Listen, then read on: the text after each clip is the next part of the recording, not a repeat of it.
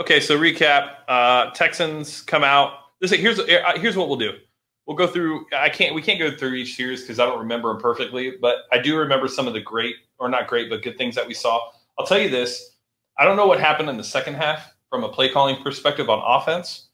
I don't know if Bill O'Brien during halftime slapped Tim Kelly and took the playbook back, because the play calling from the first half to the second half was completely different. There was no creativeness.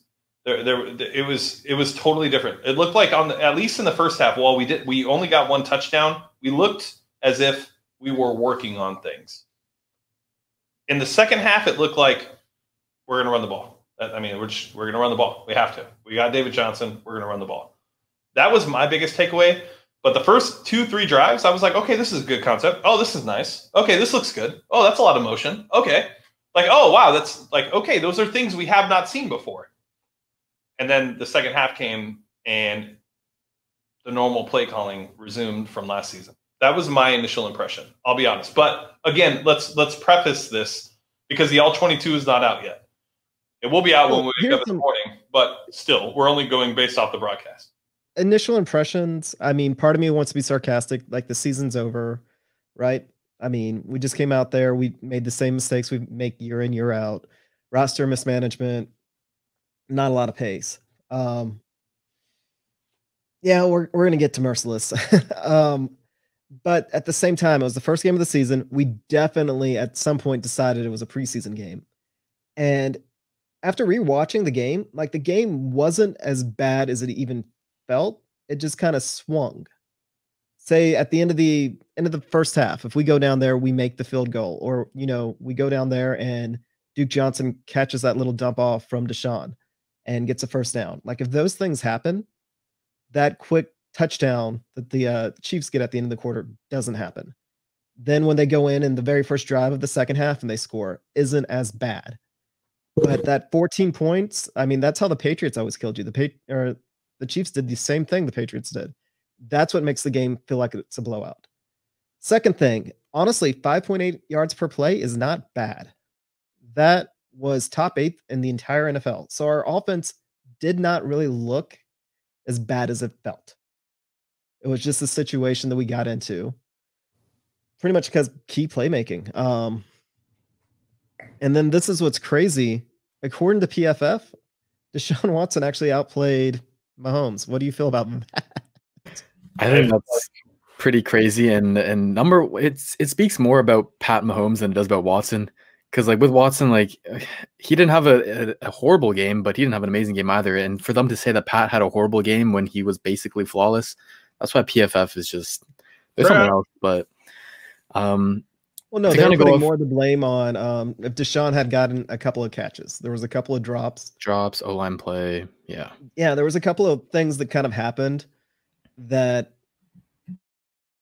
I mean, kind of just looked like a preseason game. Like you could tell these guys hadn't played at game speed. They hadn't played with full contact. Like all of James's original yelling from 2 minutes ago is all right because they came in there unprepared, like they hadn't been hit in the mouth. And granted, it's going to be a weird season. The entire league looked bad. Yeah. There was only like 3 teams that look really, really good. Like the entire league looks bad. I think the same hole everybody's in.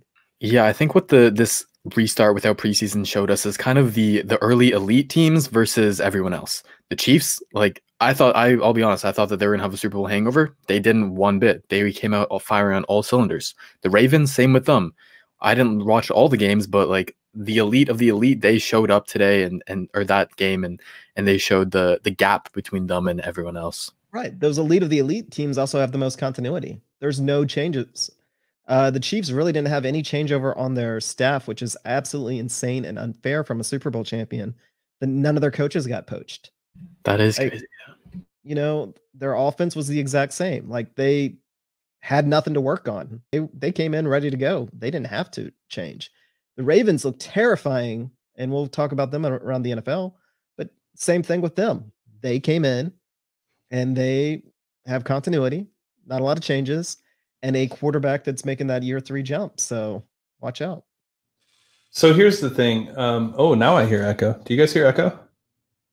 No. Okay. All right. Now I can't hear John. the biggest thing. Oh, now you're back. That I took from it was the fact that on offense, we didn't take advantage of Cobb in the middle. Cobb looked open on the broadcast. And so that's just the broadcast. So there could have so many open receivers. Somebody could have been behind him. Like, you really can't see that stuff on the broadcast. Like, I was trying to look and see, like, were they playing a ton of cover 3? Like, I couldn't see. Were they taking away the deep? I didn't see if they were. It looked like they were playing single high sometimes. So, there was no pressure on the secondary deep. Even if there isn't anything there, you still need to throw it. You need to let them know you're going to take a shot downfield because that's just going to open things up. Let them know that you're going to attack, and they didn't do that. According to him, this guy, they were in cover 3 all night. They were in a lot of single high. I saw them rotating from single to 2 high a good amount. And to talk about the shot plays, the deep plays, because that's like a big talking point, at least on Twitter. They took 4 shots in the first half. Second half, I believe they only took 2, maybe 3. But in the first half, so you had that. I guess this first one isn't necessarily a shot, but it's a deep pass. The first one, the drop to Fuller. Yeah, beautiful. You had another one to Cooks where Deshaun let it a little bit inside, should have been outside. Yep. And you had 2 more overthrows to Fuller on opposite sides of the field. That they were just overthrows. One of them, Tyrann Mathieu, looked pretty close, but I can't tell how close he actually was with the all-22. But they took 4 shots in the first half, and none of them were completed. And so I don't know if that's Bill O'Brien saying, like, okay, we tried our shots. They're trying to take it away. We don't have the rhythm tonight. Let's dial it back in the second half, try and get these easy completions, try and get the run game going. I don't know if that's what he thought or if the Chiefs played that a little bit better, but they took their shots in the first half. Okay. I guess when I say that, like, there were like the Cooks throw, right? It looked like it was into double coverage. There was a safety over top, corner staying with Cooks, right? That was the one that he threw inside, but like Cooks couldn't adjust to make the catch. He didn't really drop it over. Right. But I think when people say like deep shots, I think they're talking about like, just a fly route downfield, 55, 60 yards. It seems like they didn't try to attack too deep. It seemed like they weren't necessarily intermediate, but they also weren't like 40 yards downfield. Does that make sense? When they tried one of those is the one where Darren Fells that everyone's talking about. Darren Fells couldn't block the Honey Badger. Play action. They went to their typical look, max protect. And then Watson was about to throw it, and you saw Cooks was coming back for the balls. I don't know.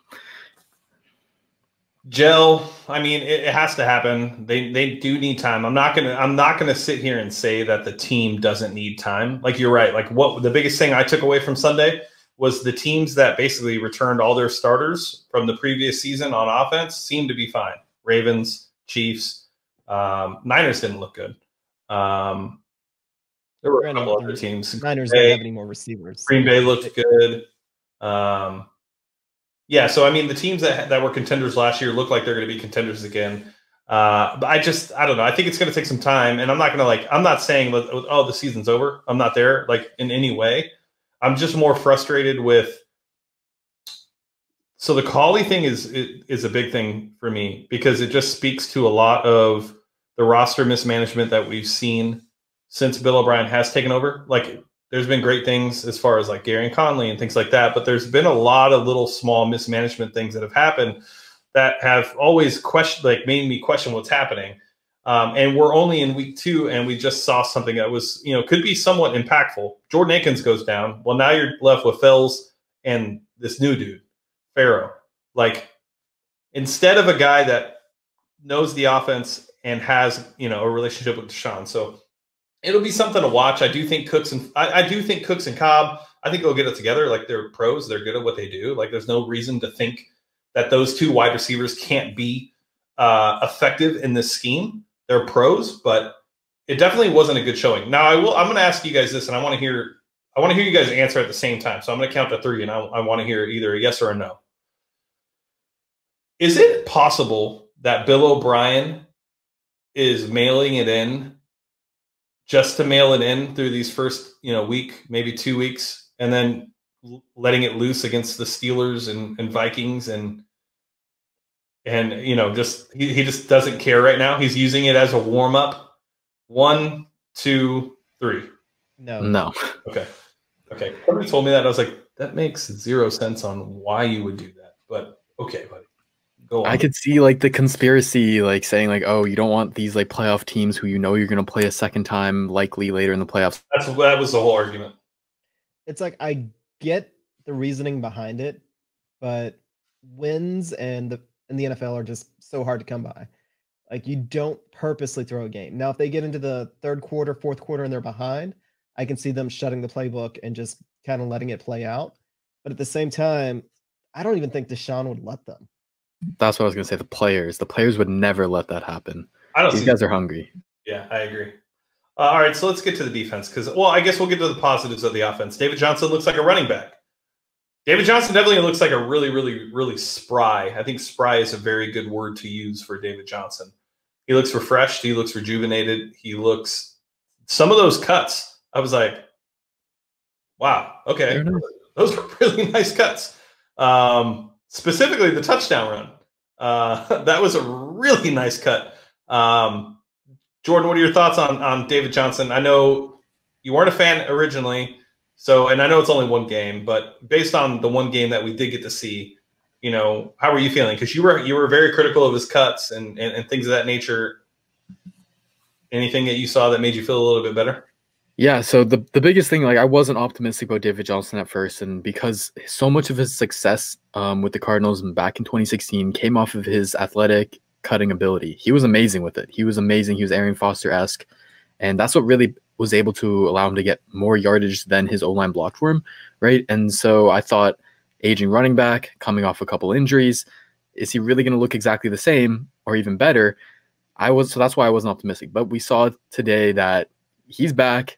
He looks really crisp. They're smooth. Like he's making up for some pressure let in by the O-line. Like, so I was very, very happy to see that for sure. And I hope we can keep that up for an entire season. I think the key to keeping him kind of fresh and healthy is Duke Johnson or whatever second or third running back that we have to really split the carries. Like we saw that he could be really effective, but that doesn't mean that Bill O'Brien should be running him 25 plus times a game. Right. So, but I did grow. David Johnson definitely did grow on me from that game. It's a great showing from him. John? 14 touches, over 100 yards. I mean, what else can you ask for him? Like he wasn't even used that much. I know we talked about how the play calling felt a little bit conservative in the second half. It was more like they just didn't have any pace in the second half. Like they needed to get more plays into the game. I actually think that it's almost criminal that David Johnson only got 14 touches with the way that he played. But, you know, maybe trying to save him because if he'd gotten hurt, who knows what we're going to do at that point. But no, he showed his ability to both be a receiver and a running back. He's got that lateral step again that he's been missing, putting people on skates again. Like I'm so happy for David Johnson. I think as long as he stays healthy, he's going to be a great player for us.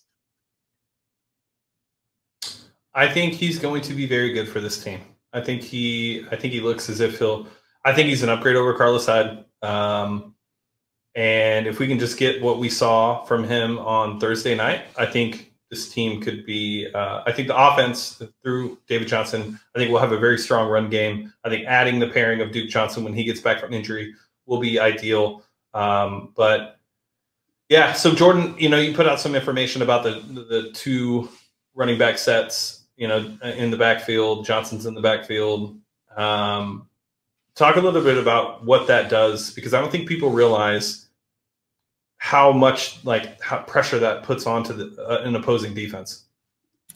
Yeah, so early on in the first half when Duke was healthy, we went to it a fair amount, and there's two plays that really stood out to me. One of them, they're both in the backfield, and then we had Cooks and we had Fuller both on the outside. And so with their speed, the defense they were backing off, right? Both their corners were in off, their safety was deep, and so that already gets the lighter box. Then you've got two running backs in the backfield that you have to account for. And the strong side of the formation, the side of the formation that you would think that the Texans would run to, is the one where like David Johnson, I don't know how to explain it perfectly, but David Johnson, like it looked like if we were going to run it, we were going to give it to David Johnson going to the strong side. And we actually went to the weak side and had David Johnson as lead blocker. He blocked Tyrann Mathieu, who was not easy to block, as Darren Fells, not easy. And he got him out the way, and it was a great play. I think Duke got like 7 or 8 yards on that. And that can be a staple of our offense. Maybe not a staple, but we can see that multiple times a game.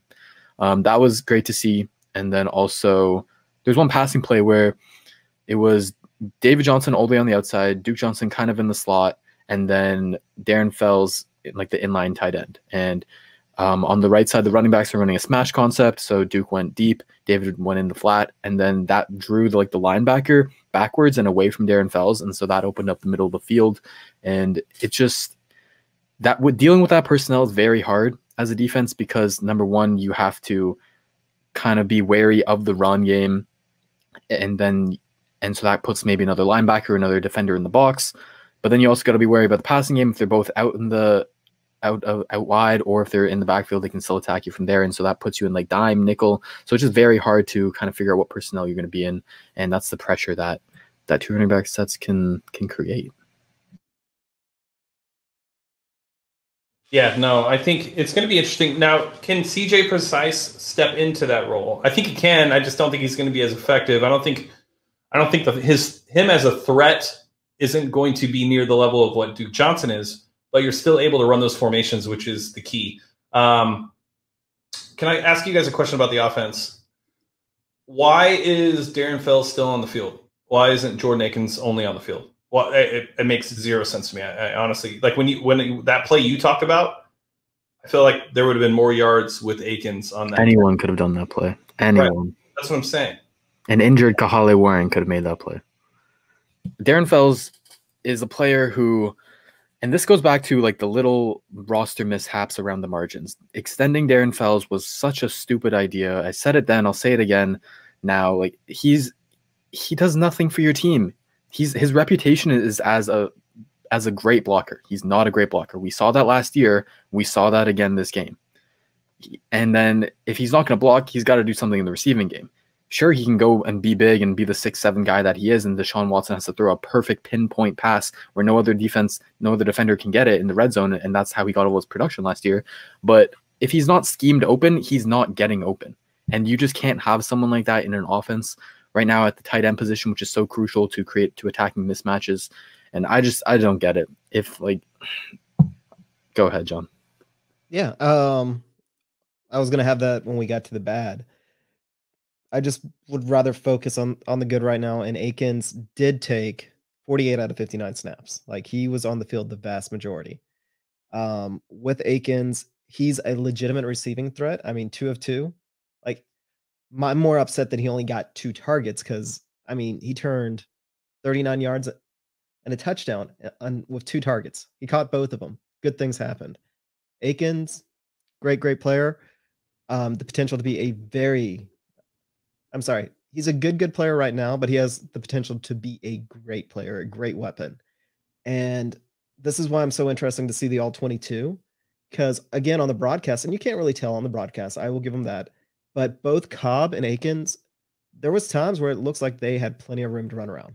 And I'm just I want to see. I just want to see. I want to see what we missed, because, again, if he was the hot receiver, he's the one that should have been force-fed the ball.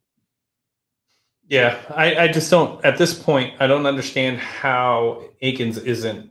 I mean, he technically started, so for everybody, it's like, oh, he played the first snap. Okay, great. And he had more snaps than anybody out of all the tight ends. I think he doubled Fells' snaps, but he should be like Kelsey. He should be on the field at all times. I don't think he should be off the field. At this point, I don't know if Darren Fells is a better blocker than Jordan Akins, to be honest with you. I honestly always had this reputation of being a great blocker, but he never really was. He looks like a good blocker. He puts effort in, but if you look at some of the, I guess, more advanced stats, and I know we were just trashing PFF, but he's never really had a good blocking grade. What he is, and I've said it during the tight end preview, is in the red zone, he can dunk on somebody. That's all he should be there for. Like, he's good at posting up, going up, and getting that contested catch. He is probably one of the best tight ends in football at that. He had the highest passer rating 2 in those situations. So he is a receiving tight end. He's just a receiving tight end that looks like he can block, and that's getting overplayed when he really brings nothing more value than Akins does, especially from 20 to 20. Maybe within the 20s, but from 20 to 20, nope, he really doesn't. Yeah, it just doesn't make any sense. All right, Will Fuller, he looked like a number one wide receiver to me. Obviously had a big drop at the beginning of the game. We're not going to compare Hop and Will Fuller and all that. We get it. Hop had a great day. Hop's going to have great days. Hop is a great receiver. If you read Rivers' article today, you'll see even he's done with it. It is what it is. There's really nothing we can do at this point. Nobody reads mine. Nobody reads mine.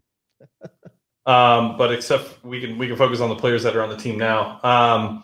Will Fuller looked really good. I mean, he looked really good. He looked really crisp. Ran great routes. Obviously, the drop was awful, but you could definitely see the chemistry was there between him and Deshaun. Oh, definitely. Yeah. Jordan, it seemed like he was the thing. He had 10 targets, maybe 11 targets. The next guy I think was Cooks, who had 5. And that really just shows like he's the guy who has the most practice time with Deshaun throughout his entire career, right? He's had years to work with Deshaun. And this is where the wide receivers not being able to meet up with Deshaun as much as they usually do over the offseason, this is where that comes in. This is where holding Brandon Cooks, Randall Cobb, those veteran guys who you want to keep them healthy, holding them out of training camp, the 11-on-11s, that's where comes in. People are saying, oh, they're veteran wide receivers. They know how to run routes. They've been doing this. They know how to do. Bill O'Brien's offense is different.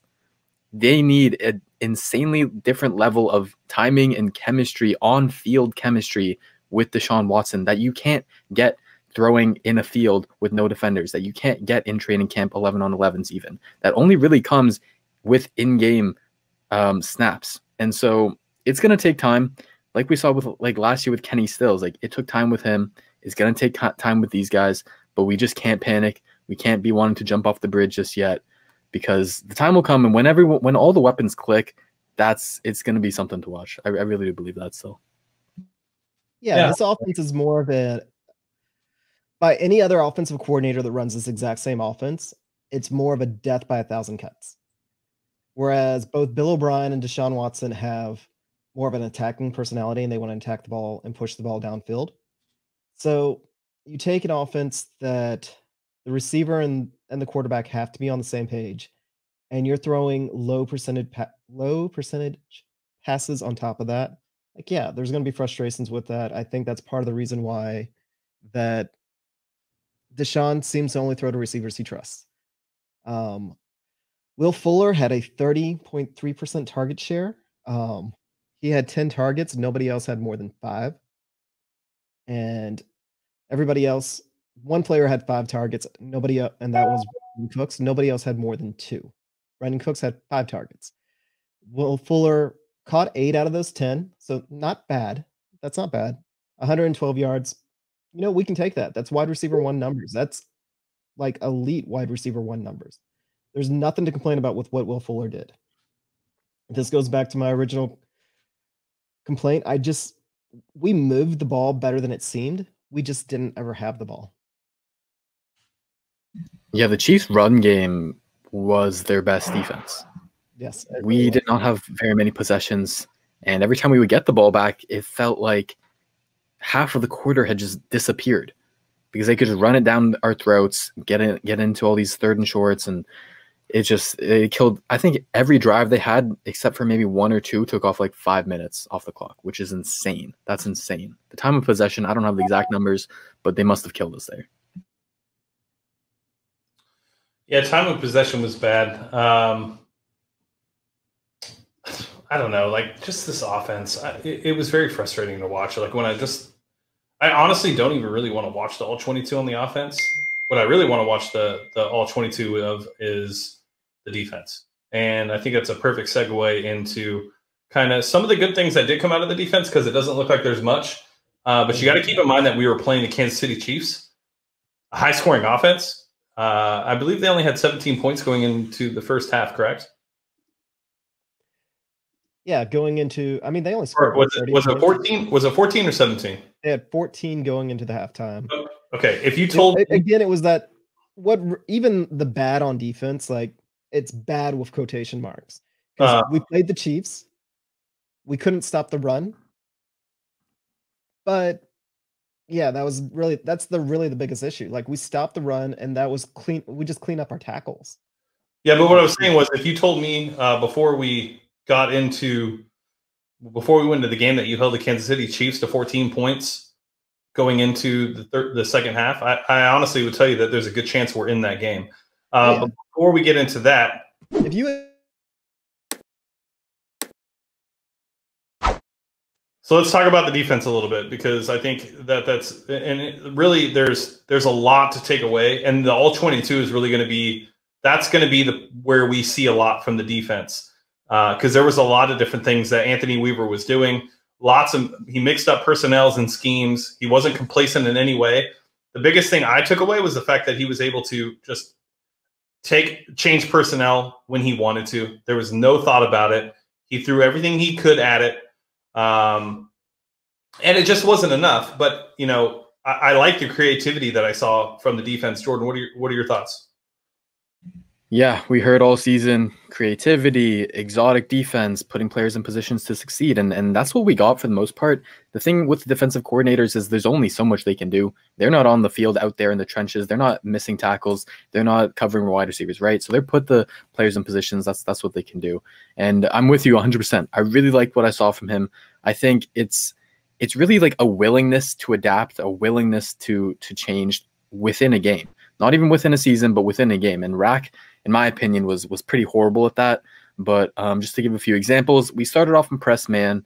That wasn't working. They were running pick routes to get open. They beat us deep on that Jay Reed ball into the end zone. So he went away from press man.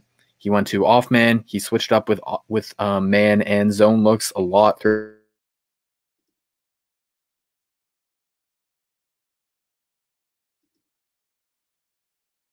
Then as for personnel, like they started Vernon Hargraves out there on the outside corner. They even had Jay Reed outside there. That wasn't doing it. And then second half, Lonnie comes in finally. Also, big rotations of the interior defensive line when the run game when we weren't able to stop the run game. They tried out Blacklock a little bit. Would love to see him get more. They tried out PJ Hall. They tried out Watkins. And PJ Hall was kind of a star and kind of, in my opinion, a savior. Kind of giving us another body to look at and get serious snaps. But yeah, I really liked what I saw from Weaver. Oh, the last thing about Weaver I want to talk about is his blitzes.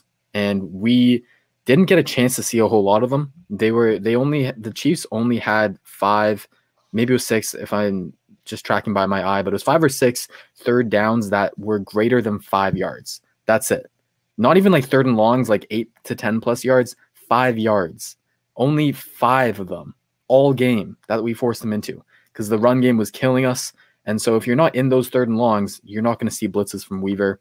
But even on those 5 ones, he blitzed 3 out of the 5 times. And I liked what I saw. A lot of DB blitzes. They're coming from both sides too. And I was very encouraged by Weaver's performance for the most part, except for one big thing, which we'll get to later. John? Yeah, I mean, our defense held them to 5.5 yards per play. That's not bad. They just kept the ball. They were just able to consistently run the ball. We couldn't get them into negative plays. I know that advanced stats only has us with 4 missed tackles. Zach Cunningham having 2 of them, Hargreaves having 1, and then Justin Reed having the other. That just feels low. And it's one of the things that I think is misleading about advanced stats is they talk about a missed tackle. Usually when they chart a missed tackle, one of the players got at least a hand on them. And I think that it was more, they were taking bad angles because they just weren't used to game speed. This is one of those things that even though the missed tackles were so bad that they don't even count as missed tackles because they weren't in position to have a missed tackle. And that goes back to what you said. That was more like a preseason game. They didn't play tackle all off season. I get it. You don't want players to get hurt during the off season. And I mean, maybe it was the right thing to do because we actually escaped our game with relatively few injuries, especially compared to a lot of teams throughout the league. But we didn't come in prepared to play. And this is why our defense looked so bad, is they were just a step behind. And we couldn't, that just 5.5 after 5.5 of them just running the ball and controlling the clock. no matter how our offense looked, the defense wasn't able to get those impact plays to force the ball back to the offense. Like the one player that had a really true impact play, Jacob Martin, was criminally underused. Like he's always criminally underused. I just misplaced it on my notes, but I think he only had like 19 snaps. Let me double check. Yeah, 18 snaps. 18 out of 69. I mean, Weaver did a good job. He really did. But McKinney at 56, so they weren't going to, of course, they're going to keep him on the field. And then Whitney, how many did Merciless have? Witt had 62. Yeah. So I would think that if you wanted to keep Witt on the field, you rotate McKinney out more. That way you have those exotic formations coming out of the linebackers, more people blitzing or more people going after the quarterback. Or, get Witt off the field because he just didn't have any juice. Two players had juice, PJ Hall and Jacob Martin, and neither one of them got enough snaps. I think I think the Chiefs defense or offense looked a lot different this game than what we've seen in games past. There was definitely they definitely relied on their new toy in the backfield, Clyde Edwards-Helaire. And they knew where they were going to go. They knew what they were going to do. They knew they were going to pound the ball. They knew that we weren't going to be able to stop it, and they never abandoned it. They let Mahomes throw when he needed to, but outside of that, they were able to just run the ball down our throat. Whitney Merciless, I really hope that this changes with the All-22, but I just don't see it changing at all, to be honest with you, because you get a really good look at the defensive line. Whitney was non-existent. I mean, like literally non-existent. JJ was non-existent as well. The one thing here's what's scary about that. We only had 3 pressures all game. One was from Jacob Martin. The other 2 was from JJ. That was it. I thought Jacob Martin had 3 pressures. Do what? Yeah, it depends what site you look at it, which is why I hate stats in general. But yeah, apparently Martin had 3 pressures. I know JJ made more of an impact in the run game than he did in the passing game, which is not JJ like at all. But I think I said it last week or maybe the week before that. JJ, he's going to start slow. That's always how he is. Like James said, he hasn't put pads on since the playoff game. He's going to start slow. I wasn't shocked at all by that. He'll be back to prime JJ Watt in a couple weeks, probably a month or so. But Merc was MIA, and that's a new hashtag I'm gonna start. Hashtag MIA Merc, because I didn't know that he was on the team. I forgot about him. I completely forgot about him. And we've seen this since last year. Like, yeah, he had a great 4 or 5 game run in the beginning of the season last year. And the sacks, they look great. The forced fumbles, they look great. You look at his box score, you think he's going to be a Hall of Famer that season. You think he's going to win Defensive Player of the Year. But you look at the film, and this man, I believe 4 out of his 5 sacks were against backup tackles or horrible tackles. The one good sack he had was against Teron Armstead, not taking that away from him. But most of his production came against backup tackles or when someone had collapsed the pocket so much that the quarterback runs backwards and right into Merc. He's not good anymore. I'm sorry. I hate to say it, but that's the truth. He's not good anymore. I hope he can improve. I don't want him to be bad. I want him to be great, but he's just not it anymore. If Martin, like the Texans, they've got a tough decision. I mean, they've got an easy decision, to be honest. They have an easy decision. We can all see, everyone with eyes can see who the better edge rusher is. It's pretty simple, Martin over Merciless. But when you're paying that man $54 million, when he is your quote unquote locker room leader, he's the team culture guy. It's very hard to bench that type of guy. You know, he has to be the one to say, hey, I'm gonna take a step back. You can't go to him and ask him that because the ripple effect that's gonna have throughout the locker room. Well, Merciless has a role. His role is he's good at cleaning things up. He doesn't create, but he's good at cleaning things up. And that is a skill. That is a valuable skill in the NFL. But we need somebody else that can to make a mess. It's almost like Merciless needs to be paired with a player like Clowney. He needs to be paired with somebody that creates disruption but doesn't ever get a tackle or a sack. And that was actually, I mean, that was a good pair. Like when you had Clowney and Merciless, and JJ was hurt, that was actually one of the better seasons that our defense had. And Jacob Martin, though, he can create on his own. And he needs to be out there because, I mean, Merciless would just disappear. He did just disappear. MIA. And he had the easier matchup. He had the easier tackle matchup. Eric Fisher versus Mitchell, I can't swear, but Schwartz. Jacob Martin comes in here on one play and embarrasses the best right tackle in the league. Are you kidding me? And Merciless couldn't do anything all game. It's real frustrating with Merc. And part of it is like an athleticism thing that I'm noticing is he doesn't have the bend to get around the edge anymore. You'll watch his rushes. They're very wide and loopy, and he'll get pushed past the pocket. He didn't do it so much this game and against mobile quarterbacks because they want him to contain. That's kind of why he's just kind of sitting there. But that's how he's been this past season and this game as well. So the one thing I will say to kind of end the Merc thing on a positive note, the one thing that can kind of help him and become the player that he is like you've been saying, like he needs other players to help him make plays. And that's going to come from an interior rush. That's the only thing that's going to save him.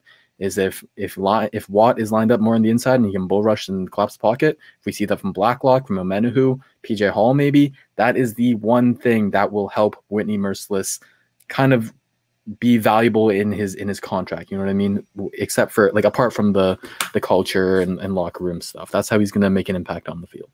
Well, here's the thing. Well, one, yes, Party Dinosaur is right. Like JJ was moved around on the defensive line. I think it's the first time in 3 or 4 years where we saw him actively moved around. That was probably one of the more refreshing things to see. So yeah, well, once he gets, in football shape, he should be good to go. But to kind of touch on the whole thing, and we'll end it with this on Merc, but when you brought up veteran locker room guy, can't go to him and tell him to, new contract. Can't go to him and say, hey, we're going to start Jacob Martin over you. That's a problem. That's a coaching thing. That's nothing else. That goes back to how I opened the show in the sense of everything being a competition. You don't play the game because you play with your friends who you like a lot. That's not what you play. And there was a tweet today, and I can't quote it properly, but it was in response to Rivers' article, and he said you can go for the good character guys if your scheme is correct, but if your scheme is not correct and you're not effective at running the scheme that you have set, then it really doesn't matter. And we're in a position where it's both new schemes, so people don't understand and they're trying to learn their roles, and then you also just don't have the right guys. Whitney Merciless shouldn't be starting. Why is Brendan Scarlett on the field? Why was he on the field at all? I don't care if it was a rundown. He can't be better than Jacob Martin on run plays. I really honestly, there's no way in hell I truly believe that Brendan Scarlett is a better run defender than Jacob Martin. I don't believe it. I don't. And what if they don't run? Like, I don't know. I just I'm going to try and give Weaver the benefit of the doubt that because there was no preseason, there was no tape on his guys in this scheme, that he was going with his established vets that had played roles that he was familiar with to get through this game. Towards the end of the game, he was getting more creative with the guys he was throwing out there. As the game progressed, he never lost his creativity. He started sending other players in. Like he gave PJ Hall snaps, for example. I'm going to reserve judgment on this until after the Ravens game. If he's still sticking with this, and it's the Bill O'Brien trend of sticking by my guys. If he continues with that, then I'm going to start to get really concerned. But at this point, I'm going to give him some grace. I'm going to give him the benefit of the doubt, because again, it just goes back to, I don't think the Texans came into this game as prepared as the Chiefs. I don't think they know their roster as well as the Chiefs know their roster. And as much as we tried to give Bill O'Brien credit over the offseason for approaching this season the correct way from a general manager standpoint, it doesn't look like he got his players ready to go, which is ultimately his biggest responsibility. Yep. No, I agree. Go ahead, Jordan. Here's what frustrates me the most about this Martin Merciless thing is, and this is what kind of shows that it's like a locker room thing, and like the contract like we've been talking about is all camp. The praise has been about Jacob Martin. All freaking camp, he's been the guy. So it's not like they don't know he's talented. It's not like they don't know he's better than Merciless. But then you go ahead and play him 18 snaps? 18?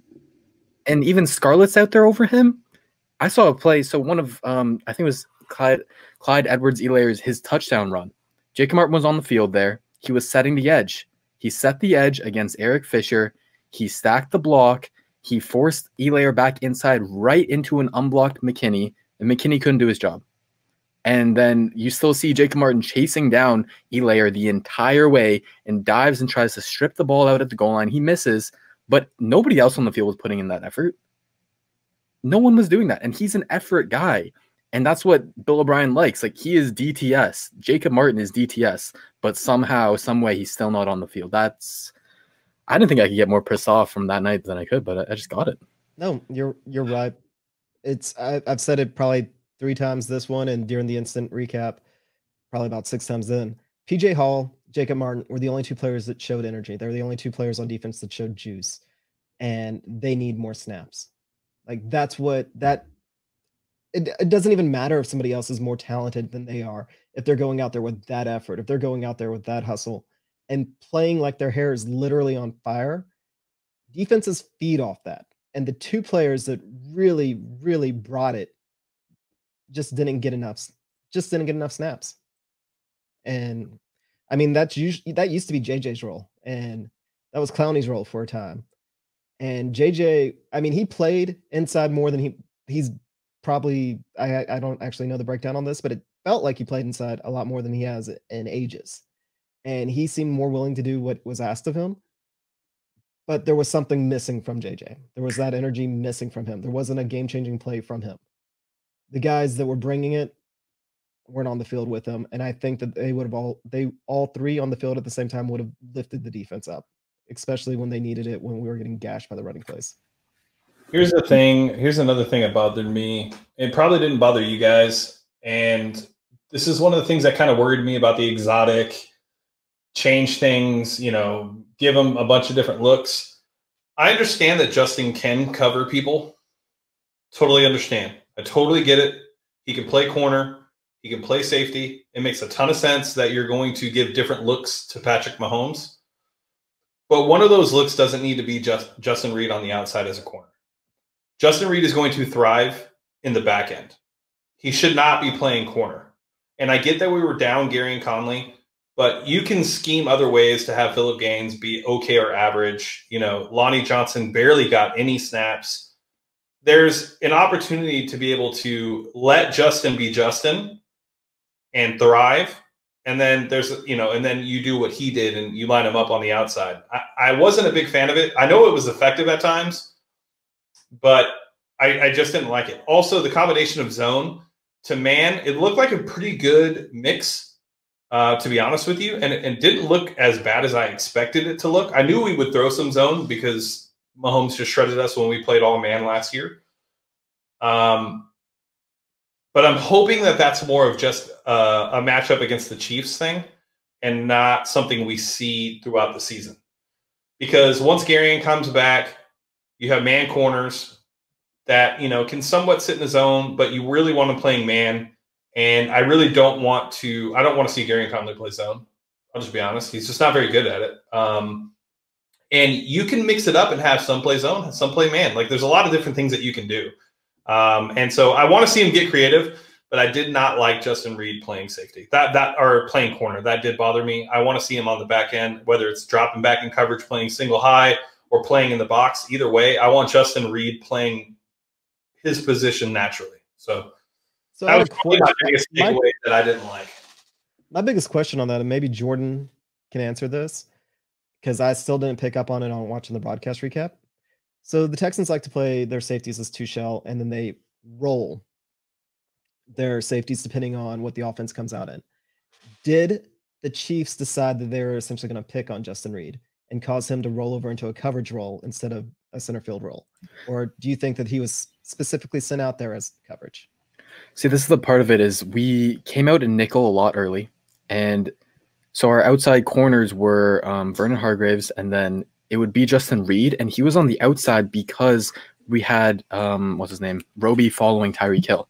And so you're right, it's a schematic thing by the Chiefs is they moved Hill to the slot where he's not always playing, somebody's outside, right? So they moved him to the slot, forces Roby to go into the slot and follow him. And if Hill's going to the slot, that means Demarcus Robinson is going outside.